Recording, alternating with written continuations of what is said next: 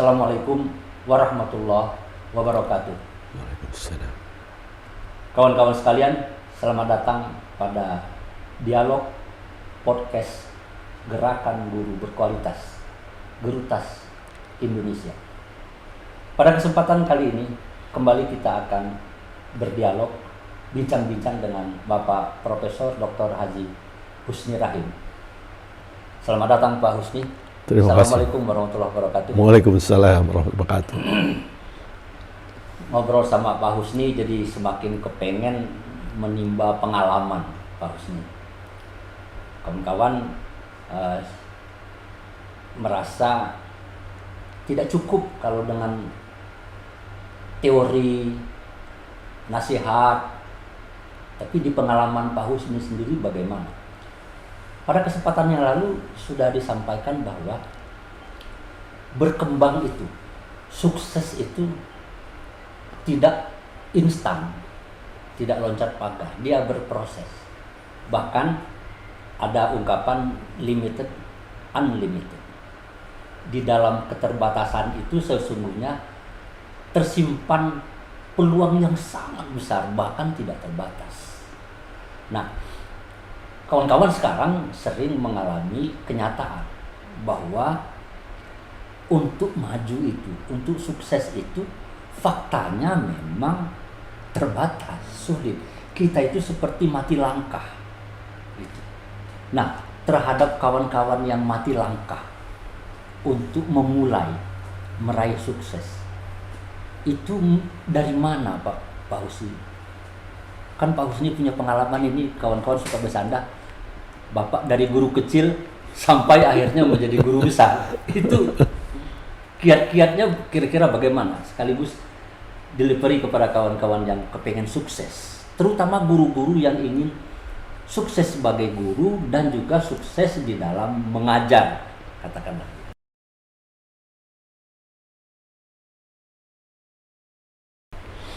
Iya, saya berpijak dari yang pertama, dari keluarga saya.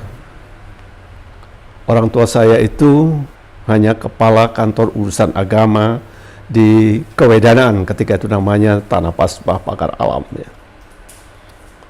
Itulah dia, penghasilan otomatis tidak besar. Tapi punya anak 8. Tapi ada kata yang sangat terkesan kepada kami anak-anaknya. Dia mengatakan, saya tidak punya harta untuk diwariskan dengan kalian semua.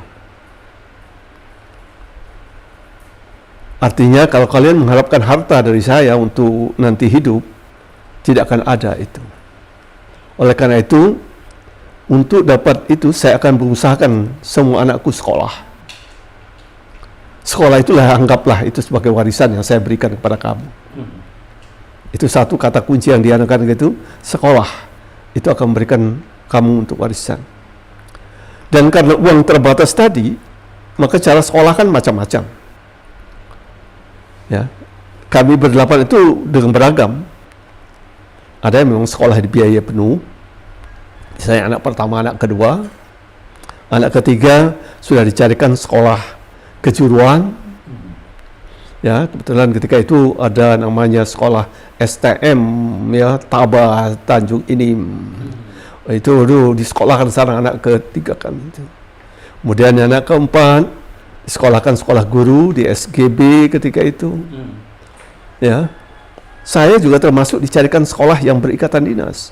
Maka ketika ada peluang pendaftaran murid untuk sekolah PGA yang situ berikatan dinas, orang tua saya bilang, kamu ikut sana. Coba daftar kamu, tes. Dilakukan tesnya itu dari kampung saya Pagar Alam itu ke Lahat. Tes di sana, ya alhamdulillah lulus.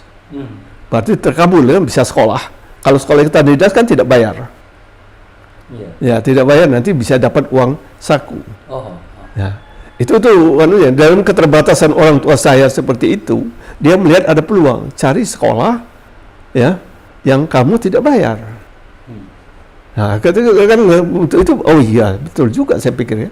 Maka saya bersekolah di situ, di sekolah PGA itu yang di Curup dulu namanya, itu di Curup itu saya sekolah PGA-nya 4 tahun. Nah, selama sekolah, karena sudah tahu tadi bahwa kalau dia tidak mewariskan, saya harus sekolah lagi. Ya tidak cukup hanya di PGA. Ya karena PGA kan belum bisa jadi apa-apa nanti. Maka saya sudah bertekad ketika jadi murid itu, saya nanti harus dapat sekolah lanjutan yang ikatan dinas juga. Mana anunya ini? Nah, salah satu cara untuk mendapatkan itu, berarti kan harus belajar dengan baik dan sungguh-sungguh. Karena belajar baik sungguh-sungguh nilainya bagus.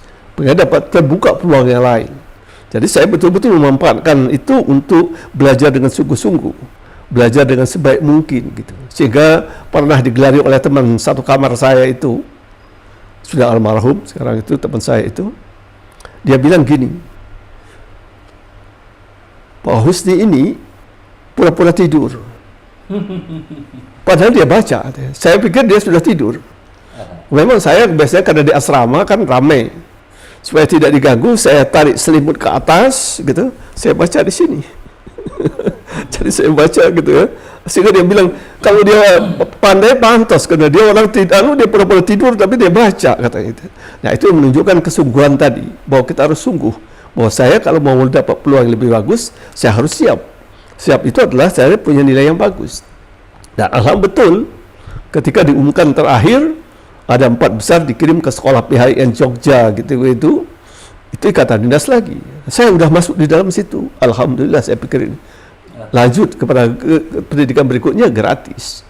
Itu anunya. Nah, jadi itu udah terpenuhi tadi keterbatasan memaksa kita satu nih. Kalau saya mau lanjut, syarat lanjut itu berarti harus pintar ya, harus bisa menjawab pertanyaan dan bisa tadi mengambil peluang itu.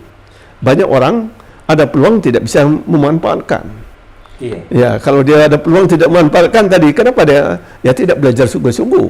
Iya. Ya, tidak disiplin tadi bahwa saya harus dapat itu gitu kan. Nah, selama dia tidak itu maka peluang itu hilang. Nah, kita harus pandai yang saya gunakan itu pandai membaca peluang ya, sampai akhir saya selalu menggunakan itu, peluang itu. Sehingga ketika saya sudah PHIN tamat ya, karena ikatan dinas langsung dapat tugas kerja. Tapi setelah kerja kan hanya golongan 2A, tamat saya seikat dengan SMA lebih, gaji kecil. Nah, ini ya, memang mudah ini. Saya sudah punya tekad. Saya tidak bisa berhenti di sini. Sekolah lagi. Saya harus sekolah lagi. Gimana cara sekolah lagi? Harus tahu, cari peluang sekolah itu. Coba cari peluang sekolah gitu kan. Berarti saya harus banyak membaca, bergaul dengan orang, mendengar, ada nggak peluang sekolah gitu kan. Ya kan. Nah, dari itu kebetulan setelah bekerja 3 tahun, ada peluang ya ke perguruan tinggi di IAIN gitu ya, di IAIN Jogja itu ada peluang mendapat beasiswa ikatan dinas di sana ya kan. Nah, peluang itu saya nikmati dengan tadi saya harus baca dulu apa syarat untuk bisa dapat beasiswa itu, apa tesnya. Nah, kalau itu saya harus siapkan dulu kan, supaya saya bisa peluang itu saya manfaatkan. Tapi kalau saya tidak menyiapkan, mungkin peluang itu hilang lagi. Iya. Ya. Jadi kata kuncinya itu sungguh-sungguh, Pak. Bapak itu sungguh-sungguh mau belajar atau sungguh-sungguh mau mencari kesempatan sekolah gratis? Ya, karena tadi soal gratis itu karena dana tidak punya. Tidak mungkin orang tua membiayai anak 8 semuanya dengan anunya sendiri. Jadi kita harus pandai mencari bahwa tidak mungkin saya mengandalkan orang tua saya untuk bisa. Nah, kalau yang peluang yang ada itu ketika itu ya orang tua sudah kasih tahu sekolah berikatan dinas. Jadi kan ya, wah ya berarti kan sudah dia memberikan jalan kan. Wah, berarti syarat untuk dapat itu kan tadi syarat untuk dapat satu harus kerja keras. 2 harus disiplin tadi supaya bisa mencapai apa yang kita targetkan itu. Harus selalu kan gini, harus kerja keras, disiplin. Kemudian yang ketiga itu ya kita istilahnya kalau anunya itu ya mau apa saja yang mengerjakan apa saja. Sehingga ada orang merasa senang dengan kita. Ini yang saya praktekkan itu. Gimana saya di kantor segala macam itu membuat orang senang dengan kita. Dia senang itu bukan karena menjilat, tapi dengan prestasi yang kita buat. Nah, kita buat itu ya tadi kalau sudah kerja keras, disiplin, ya sedang membantu orang, kemudian kita juga harus tadi memang selalu sebagai seorang Islam yang baik itu selalu berdoa, ya selalu ibadah yang bagus berdoa. Nah, setiap sholat kita doakanlah, mudah-mudahan peluang terbuka dan mudah-mudahan saya dapat mengambil peluang itu. Nah, jadi itu yang saya anukan kan ini. Tapi setelah di PHIN itu, saya juga tetap belajar. Jadi di samping sekolah formal, saya ngambil program-program non formal. Seperti kursus. Kursus-kursus. Karena itu saya tahu kursus-kursus itu nanti akan memperkuat saya untuk mengambil peluang. Ya, jadi Pak Husni, peluang-peluang akan hadir pada seseorang manakala dia melakukan sesuatu itu dengan sungguh-sungguh. Tidak perlu tujuannya apa. Dalam kasus Pak Husni sungguh-sungguh ingin belajar, sungguh-sungguh ingin menuntut ilmu. Di tengah keterbatasan secara ekonomi, maka peluang itu ternyata selalu terbuka. Satu persatu pintunya terbuka. Pak Husni, bagaimana kalau kita pindahkan bukan menuntut ilmu, tetapi mengajar sebagai guru, ingin sungguh-sungguh menjadi guru yang baik, pengen sekolahnya menjadi berkembang. Apakah analog dengan pengalaman pribadi Pak Husni? Ya, saya kira pengalaman keterbatasan itu sama aja, dimanapun juga bisa dipakai. Jadi ketika guru atau sekolah ingin tadi dia lebih maju, yang pertama itu modal pertama itu tadi dulu, modal individual, ya, mau kerja keras, mau disiplin, ya, kemudian tadi ya mau bekerja apa saja tanpa meminta berapa dibayar saya mengerjakan sesuatu. Jadi ini yang menjadi modal kita disenangi orang. Ada pekerjaan itu saya kerjakanlah ini, tidak apa-apa ini. Tidak nanya ini nanti dapat apa. Nanti orang yang memang itu akan senang kan dengan kita. Nah, jadi sekolah pun harus berani gitu. Jadi tadi semua guru harus berani kerja keras. Disiplin lah, bahwa disiplin itu tadi disiplin untuk dirinya, disiplin untuk sekolahnya, itu akan memudahkan semua program yang lain karena disiplin itu tadi dan juga menggunakan muridnya. Kemudian ringan tangan ini yang saya katakan tadi, ringan tangan bukan untuk menempeleng orang, tapi ringan tangan itu mau membantu tanpa mempertanyakan, saya akan dapat apa dengan saya bantu ini. Ini yang anunya ini. Kalau ini kita lakukan di sekolah, ya, sekolah tadi mau menjadi bagus. Satu, berarti mereka harus begitu. Satu, yang kedua tadi dia apa kebutuhan dari anak-anak dan orang tua. Kerjakan dulu, tidak apa-apa. Ya itu namanya tadi ringan tangan tadi ya. Jangan ini anaknya tidak pintar, kita datangi dia ngajar ke rumahnya. Yakinlah orang tua akan sangat senang. Atau anaknya kita panggil ke sekolah, saya dengan orang tua kasih tahu, maaf anak bapak kita tambah jamnya ya karena dia kurang ini gitu. Tapi saya tidak minta tadi bayaran ke anunya. Nah, tapi itu akan menjadi orang tua. Oh iya, itu yang namanya ringan tangan tadi. Nah, kalau ini kita lakukan dengan semangat seperti ini, ya. Kemudian yang kedua, kita menyiapkan diri. Menyiapkan diri itu, ini kan sikap batin, ya, sama karakter tadi ya. Kita harus menyiapkan diri. Menyiapkan diri itu harus satu pendidikan.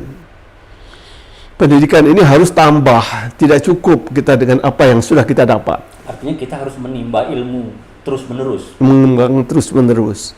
Jadi tidak cukup dengan apa yang kita dapat. Tambah pengetahuan ini itu macam-macam. Kalau dulu itu kalau saya lakukan itu adalah saya mengambil kursus, tapi kursus yang gratis semua. Kan banyak kursus yang gratis diselenggarakan, ada bahasa Inggris itu diselenggarakan oleh gereja. Ya saya datanglah situ setiap hari Minggu untuk mengambil gitu ya. Ada kursus gratis membaca Quran di Masjid Syuhada. Saya datang ke situ belajar di situ. Dan peluang itu ada kalau mau. Tapi tadi syaratnya kita tahu itu kan kalau kita banyak bergaul, baru tahu ini ada peluang. Kita banyak membaca, mungkin ada iklan, ada apa. ada orang lain yang memberitahukan gitu. Nah, itu anunya. Nah, jadi belajar itu harus terus-menerus. Jadi karena belajar ini jangan dilihat dulu ini saya dapat apa dengan belajar ini. Ketika saya belajar pencak silat di Jogja, saya juga belajar pencak silat itu di jalan utama Makubumi itu ya, ada pencak silat dari dinas pendidikan di situ. Saya ikut belajar di situ. Yang saya gunakan apa belajar? Saya dapat teman banyak. Iya. Itu kan satu jadi membuka akses kan. Saya sehingga banyak teman dan kenal. Oh, ada orang di sana, ada di sini, ada ini. Mungkin orang itu suatu saat memberitahu saya. Oh, ini ada apa? Oh, ini ada ini. Nah, itu dan memperbanyak teman itu juga penting. Kalau guru harus rajin mencari guru yang sama-sama guru. Misalkan, oh sekolah ini, oh guru ini hebat nih. Nah, bagaimana kalau sekali-kali kalian bercerita kepada murid saya tentang gimana ini gitu kan? Itu kan juga peluang yang dianukan gitu. Nah, jadi belajar itu wajib. Jadi harus belajar. Belajar tidak harus formal. Jadi tidak harus bergelar, tapi belajar tadi semua.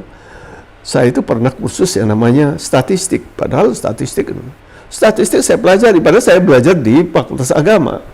Tapi karena saya tahu statistik ada kursus gratis, kenapa nggak saya masuk ya? Nah, saya masuk ke sana itu, sehingga saya juga dapat pengetahuan kreatif. Rupanya ketika saya melakukan penelitian, ketika syarat untuk mendapat program doktor, statistik itu tergunakan oleh saya untuk menganalisa suatu fakta, data-data gitu. Dan itu yang membuat orang membaca tulisan saya itu tertarik. Waduh, saya bilang ada manfaatnya dulu saya. Meskipun pada waktu belajar belum ketahuan apa itu gunanya. Ya. Jadi kawan-kawan sekalian, untuk sukses itu memang harus dimulai, bukan dibayangkan saja, dan harus dijalani dengan sungguh-sungguh. Nah, kesungguhan di dalam mengejar kesuksesan itu tentu saja kita akan ketemu dari waktu ke waktu kendala. Kita pandang sebagai sebuah batasan, padahal sebetulnya bisa jadi itu adalah untuk membuka peluang baru bagi kita, sehingga ketemu jalan-jalan yang lain dan bisa jadi itu jalan yang lebih baik barangkali. Pak Husni di tengah keterbatasannya pada waktu masih muda, masih kecil, bahkan bersama saudaranya yang jumlahnya 8 orang di kampungnya di Pagaralam, Pak ya. Pagaralam itu jauh dari kota yang dilintasi oleh kendaraan-kendaraan umum di Sumatera gitu. Tetapi beliau bisa menerobos, bisa keluar karena sekolah, mendapatkan beasiswa atau mencari peluang-peluang yang lain. Sampai ketika beliau ada di Jogja. Kawan-kawan sekalian, sukses Pak Husni dari guru kecil sampai guru besar ternyata dibawa atau terikutkan dengan modal-modal individual sifatnya. Karakter yang melekat pada diri seseorang, lalu kemudian ditambah pergaulan yang luas sehingga bersinergi menjadi semangat hidup, semangat baru, terus-menerus menjadi kekuatan utama keberhasilan. Pak Husni, kata akhir barangkali bagi adik-adik saya yang masih muda, yang sekarang sedang berjuang, ya, kadang-kadang mengandalkan diri pribadi itu lalu menjadi sombong, gitu. Dan ini juga bisa menjadi penghalang. Bagaimana mengatasi sehingga kesuksesan itu akan tetap bisa diraih?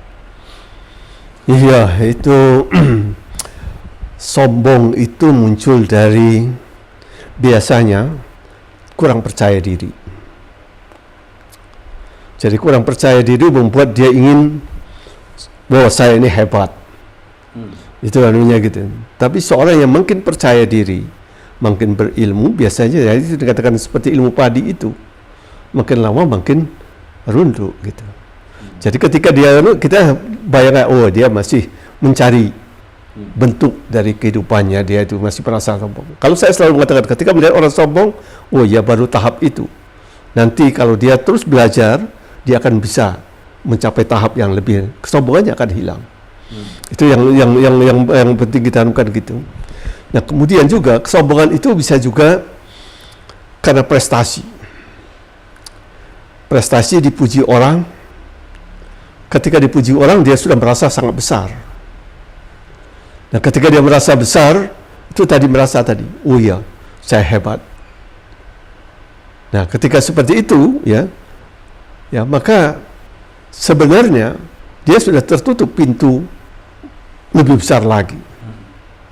Karena pintu yang lebih besar lagi ketika dia harus merasa bahwa saya perlu tambah lagi ilmu ini supaya saya bisa lebih. Karena orang besar itu di sini besar, pasti ada yang lebih besar lagi. Ada lagi yang besar lagi. Dan karena itu saya mengatakan pada sekolah dulu, teman-teman sekolah saya bilang, pertama kamu cari di sekolah kamu itu terbaik di kampung enggak? Oh, sudah terbaik di kampung, bagus. Jangan puas. Ya, buat terbaik di kecamatan. Lihat di kecamatan siapa saingan sekolah kamu. Udah bagus, ya oke. Udah itu jangan apa? Naik lagi kamu ketika kabupaten. Kabupaten bisa nggak saya menjadi yang terbaik di kabupaten? Jadi tantangan itu akan selalu dimunculkan, membuat orang tidak sombong. Yeah. Itu jangan. Jadi kesombongan itu akan muncul kalau tadi dia sudah merasa besar dan tidak melihat ke atas lagi. Baik, kawan-kawan sekalian, hambatan untuk sukses itu adalah kesombongan. Kesombongan itu menggambarkan kelemahan sehingga dia menutupi dirinya sendiri, atau bisa jadi prestasi, menutup peluang untuk dirinya menjadi lebih maju lagi. Karena dia menganggap prestasi dia final. Mudah-mudahan kawan-kawan guru tidak demikian, dan mudah-mudahan dari apa yang dibicarakan bersama Pak Husni ini bermanfaat bagi kita semua. Terima kasih Pak Husni sudah berbagi pengalaman dengan kawan-kawan guru melalui podcast Gurutas Indonesia. Jangan lupa untuk kembali lagi pada kesempatan yang akan datang. Terima kasih. Wassalamualaikum warahmatullahi wabarakatuh.